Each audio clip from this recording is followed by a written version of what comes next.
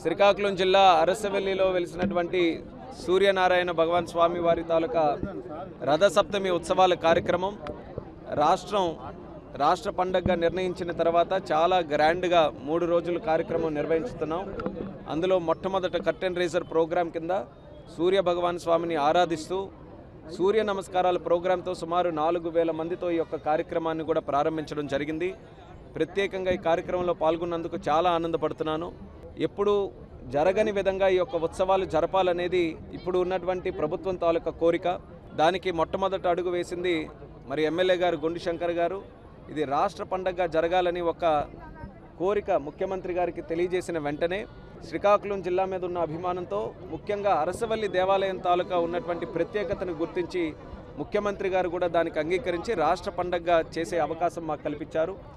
ఆ జీవో వచ్చిన వెంటనే మరి నేను కానీ అలాగే రాష్ట్ర మంత్రి వర్యులు అచ్చెన్నాయుడు గారు కానీ మరి స్థానిక నాయకత్వం కానీ అలాగే జిల్లా యంత్రాంగం కానీ అందరం కూడా కలిసికట్టుగా మంచి ప్రోగ్రామ్స్తో కల్చరల్ యాక్టివిటీతో స్పిరిచువల్ ప్రోగ్రామ్స్తో 3 రోజులు కూడా ఈ రథసప్తమి ఉత్సవాలు జిల్లాలోనే కాదు రాష్ట్రంలోనే ఎన్నడూ జరగని విధంగా చేయాలన్నటువంటి ఆలోచనతో చాలా చక్కగా ప్లాన్ చేసుకొని చేశాం. ఈ యొక్క 3 డే ప్రోగ్రాంలో స్పోర్ట్స్ ప్రోగ్రామ్స్ పెట్టాం.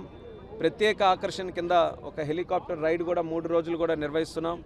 అలాగే కల్చరల్ ప్రోగ్రామ్స్ ముఖ్యంగా శోభాయాత్ర అనే ప్రోగ్రాం పెట్టుకొని టౌన్ మొత్తం కూడా ఒక యాత్ర చేస్తూ ప్రతి ఒక్కరిలో కూడా ఒక ఆధ్యాత్మిక భావన మళ్ళీ తీసుకొని రావాలనే ఆలోచనతో ఈ 3 రోజుల ప్రోగ్రాం కూడా చేశాం. శ్రీకాకుళం జిల్లా అభివృద్ధికి కూడా ఒక ప్రధానమైనటువంటి కేంద్రంగా ఈ ఆధ్యాత్మిక కేంద్రంగా అరసవల్లి టెంపుల్ని మేము భావిస్తున్నాం. దాన్ని ఎంతో కాలంగా అభివృద్ధి చేయాలనుకున్నా సరైనటువంటి అవకాశాలు మాకు రాలేదు.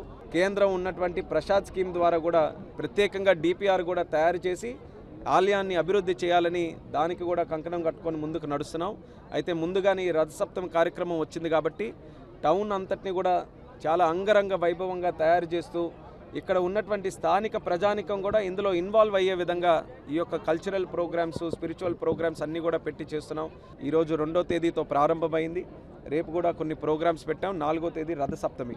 సుమారు 1,00,000కి పైగా 2 లక్షల వరకు కూడా జనాభా వచ్చే అవకాశం ఆ రోజు ఉంది కాబట్టి దానికి కూడా చాలా పగడ్బందీగా ఏర్పాట్లన్నీ కూడా చేశాం.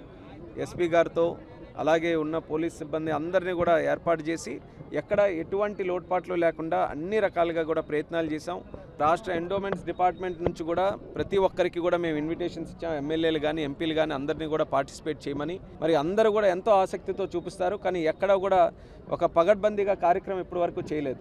కానీ ముఖ్యమంత్రి గారు దీని తాలూకా ప్రత్యేకతని ప్రతిష్టని తెలుసుకొని ఈసారి రాష్ట్ర పండుగ నిర్ణయించిన తర్వాత రాష్ట్ర స్థాయిలో ఉన్నటువంటి అధికారులని ఇన్వాల్వ్ చేస్తూ అలాగే అందరికీ కూడా ఇన్విటేషన్ ఇస్తూ రాష్ట్రం నుంచి ప్రతి ఒక్కరు కూడా ఇందులో పార్టిసిపేట్ చేసే విధంగా కార్యక్రమాలన్నీ కూడా రూపకల్పన చేశాం.